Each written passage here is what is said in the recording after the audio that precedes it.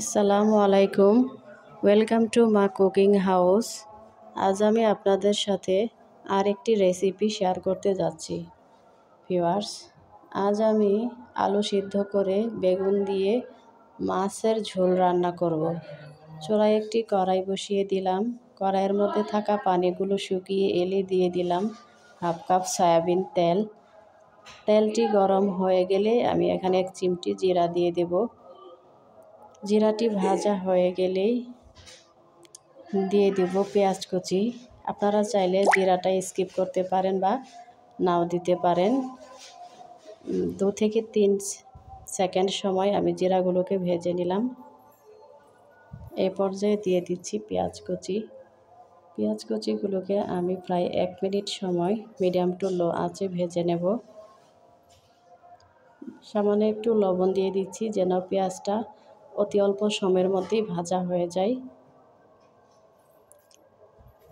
প্রায় 1 মিনিট সময় আমি মিডিয়াম টু লো আঁচে পেঁয়াজগুলোকে ভেজে নিচ্ছি। পেঁয়াজগুলো ভাজা হয়ে গেলে আমি এখানে কিছু বাটা মশলা বা ব্লেন্ড করা মশলা দেব। ছোট সাইজের একটি পেঁয়াজ, 2 থেকে 3 কোয়া রসুন, সামান্য একটু জিরা আমি ব্লেন্ড করে নিয়েছি। যে কোনো রেসিপিতে জিরাটা ব্লেন্ড করে দিলে পেঁয়াজ রসুন না দিলেও পেঁয়াজটা আর জিরাটা ব্লেন্ড করে দিলে রেসিপিটা খেতে সুস্বাদু লাগে।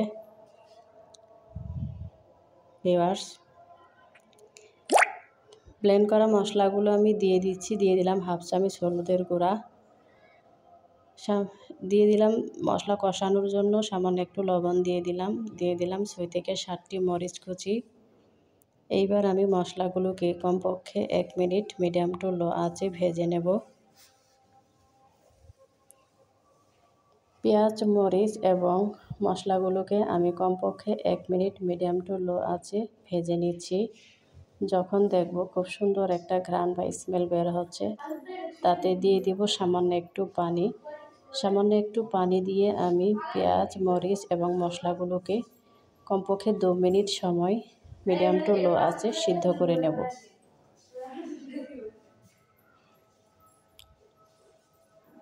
আমি গরম পানি করে রেখেছিলাম।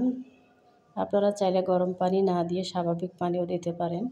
তবে গরম পানি তরকারিতে বা রেসিপিতে দিলে রেসিপিটা অতি তাড়াতাড়ি হয়ে যায় এবং স্বাদটাও বেড়ে যায়। যেহেতু প্রথম দিকে পানি পরিমাণটা কম হয়ে গেছিল, তাই সামান্য আরও একটু পানি আমি অ্যাড করে এবার আমি মশলাগুলোকে আরও 2 মিনিট সময় মিডিয়াম টু লো আঁচে কষিয়ে নেব বা জাল করে নেব।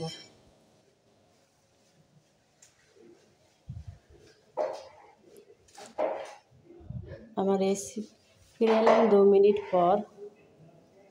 2 মিনিট পর ফিরে এসে আমি কিছু আলু সিদ্ধ করে ছিলে ভেঙে নিয়েছি। আলুগুলো দিয়ে দেব একটি বড় সাইজের বেগুন আমি কেটে ধুয়ে নিয়েছি। বেগুনগুলো দিয়ে দিচ্ছি। যেহেতু বেগুনের সাইজটা অনেক বড় ছিল, তাই একটু বড় বড় টুকরো করে দিলাম। কেননা বেগুন রান্না করার পর এমনিতেই একটু গলে যায় বা নরম হয়ে যায়, তাই একটু বড় সাইজ করে বেগুনগুলো দিয়ে পানি দিয়ে দিলাম। দিয়ে দিব স্বাদ মতো সামান্য আরও একটু লবণ। যেহেতু আমি প্রথম দিকেই লবণ অ্যাড করেছি, তাই এখন একটু অল্প পরিমাণে লবণ অ্যাড করলাম।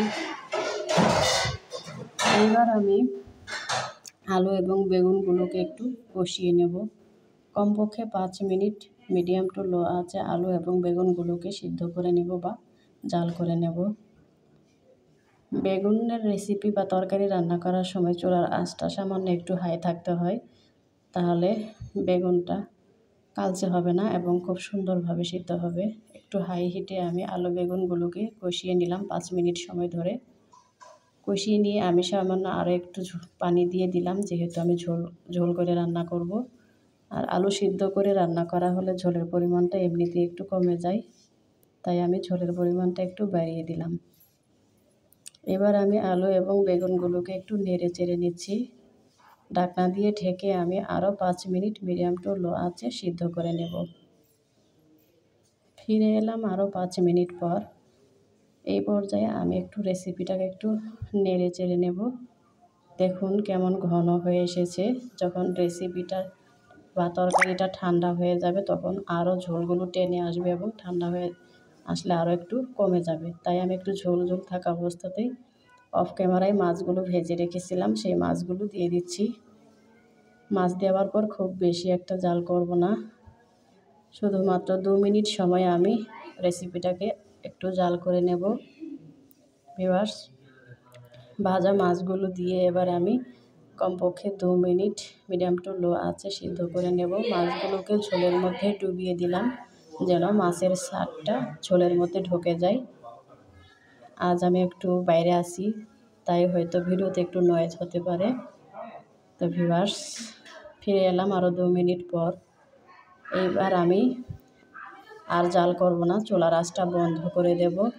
একটু ঝোল ঝোল থাকা অবস্থাতেই নামিয়ে ফেলতে হবে, যেহেতু এখানে সিদ্ধ আলু অ্যাড করেছি বা দিয়েছি। রেসিপিটা ঠান্ডা হয়ে গেলে ঝোলের পরিমাণটা এমনিতেই কমে আসবে, তাই অবশ্যই একটু ঝোল বেশি থাকা অবস্থাতেই নামিয়ে ফেলতে হবে।